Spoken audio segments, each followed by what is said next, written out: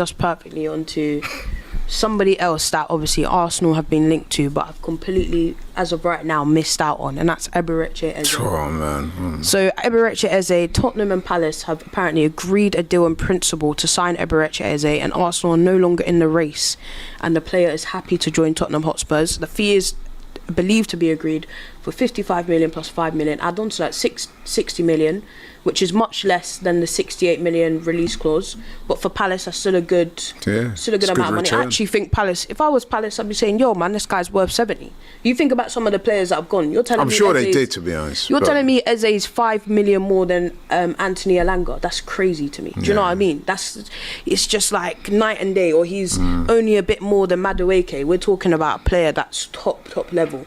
But for Spurs, this is great business. Air says, imagine Nico Jackson at Spurs with Eze and Kudus. I mean, let me just say at the outset how disappointed I am by this development. I really am, man. And it's a double whammy because A, we're not getting Eze, and that kind of hits in the gut.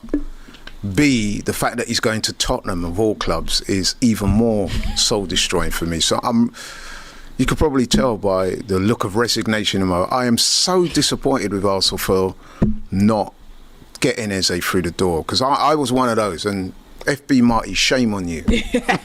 Because Marty I know he's been getting a lot of stick in it. Yeah. Shout out my boy FB Marty. But yeah, Marty had let it slip, and then maybe that's a lesson for him to learn. Yeah. That he had a connection in football, and he was being told that the Eze deal was looking very, very likely.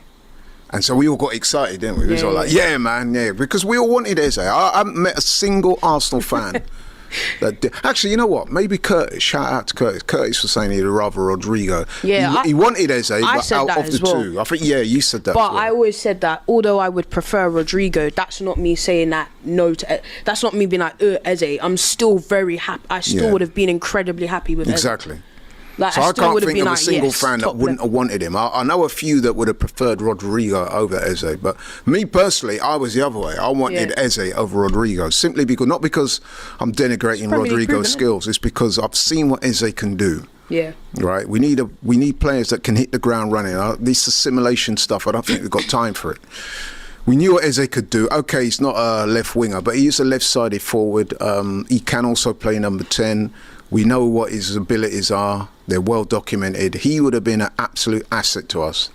And to think that we were seemingly very close, that's what we've been led to believe. Only it would appear for Tottenham to somehow come in, gazump the deal, and now they're on the verge of signing him. To me, I'm a bit crestfallen by that, man. But hey, I mean, just what can I say? On the Arsenal front, obviously, as you basically summed up, Arsenal have basically let someone we're talking about a guy that's come out multiple times and said, I grew up supporting Arsenal, I was in the Arsenal academy, talks about his connection to the club.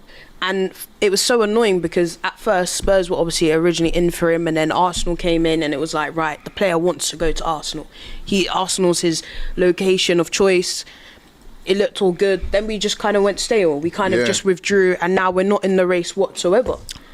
But for Spurs, this is a fantastic time. They must be in dreamland. Yeah, I mean, you think about it. They've now got. Think about the ball carriers they've got in their team. They've got Kudus, who's a fantastic ball carrier. Eze, Kulusevski, James Maddison. I know he's done his ACL, but incredible midfielder. These are incredible ball carriers that they've added into their team, which can enhance, maybe a bit of sexy football. That we know. Listen, that Tottenham Thomas already Frank look is a different bit more, animal. Yeah. Since Thomas Frank has come in there, they already look much better than they did last season. No disrespect to Ange, but it's obvious. Tottenham this season, I mean, you've seen at the weekend, they're very impressive against Burnley. And I know some people say, it's only Burnley. But I saw the highlights, extended highlights of that game. They look very impressive. As you said, Kenya, Kudos had a really good game. Richarlison looks revitalised up top. And there's a real energy going for it. And them getting Eze as well, that's great for them. Yeah, man. So, but for us, I mean, I can only imagine, Kenya, that Arsenal allowing that Eze deal to slip away must indicate that they've got another option. Is it Rodrigo? I don't know. Well, because otherwise I can't understand why they would have seemingly pursued Eze and then not followed through with it, even though Tottenham had expressed an interest. Because I'm thinking, and correct me if you think I'm wrong, but if Eze is presented with the two options, Tottenham or Arsenal, I'm pretty sure he's going to go for Arsenal. You said yourself, yeah, I mean, the early reports essentially was when Arsenal first, because obviously if we go all the way back a couple of months ago, Spurs were in first, and it was like, rah, they're getting a run for Eze. This is when the Rodrigo hype was still there. That kind of died down. Then Arsenal allegedly went in for Eze, had talks with his camp. Essentially, the camp said, yeah, he would love to come. We already, as I said before, we already know this is someone that was in our academy at one point, has been on record. There's a video going around of him literally when he's like 19 or something, talking about how he's grown up supporting Arsenal. Yes. Do you know what I mean? Like, we're talking about someone who essentially would have achieved this dream of playing for the club he supports. But he's probably thinking now, like, yo, Arsenal they've done all this talking, they've just gone AWOL essentially. I've got another team that's in the Champions League as well, that is still a big club, but still in London as well. Why not? I'll go there, I'll still be the main man there. He'll definitely start at Spurs as well. Whereas with Arsenal, there's a bit more competition in terms of midfield options for him. Why not?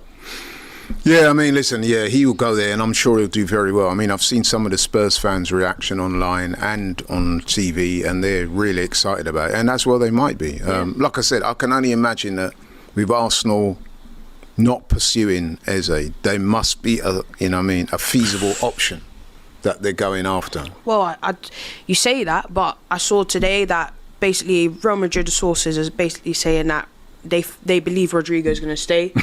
Because they've said that Arsenal's not actually made an offer or put in a bid or anything like that about the player. They just it's almost like they've said, right, we like this guy, but they've not actually acted on it. And apparently Real Madrid would be willing to drop the price now because it's towards the end of the window, but they expect him to stay because there's not really been any movement around it. And as well with Ademola Lookman, I mean, his deal to Inter at the moment is off, because Atalanta want, I think, 50 million euros. But he wants, as of right now, he wants to go to Inter. So what's to even say that he would want to go to Arsenal? So as of right now, Arsenal don't really have, from what I know anyways, don't have any left-wing options out there. So that means if you're going to sell Trossard, essentially, you're going into the season with one left winger in Martinelli, because Madueke is a right winger. Letting Trossard go, Eze would have completed that role. And listen, it's just my opinion, but I think he's an improvement on Trossard at this stage of these stages on their careers. I would. So it would have made perfect sense for me that if you're not getting a specialised left winger, bring in a creative left-sided forward who can also play number 10, by the way. So, many people will tell you at the club that our number 10 is a bit misfiring at the moment. So there's an option there too. Yeah. So I can't for the life of me see why we didn't go through with that Eze deal. But I'm going to trust in the club.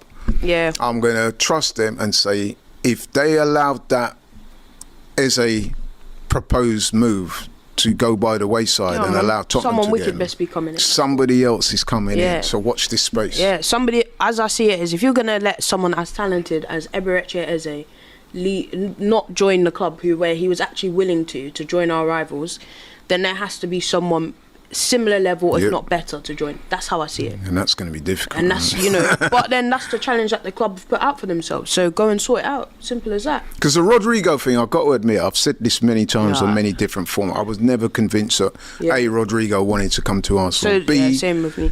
If he comes to the Premier League, I'd have my doubts as to whether he could slot straight in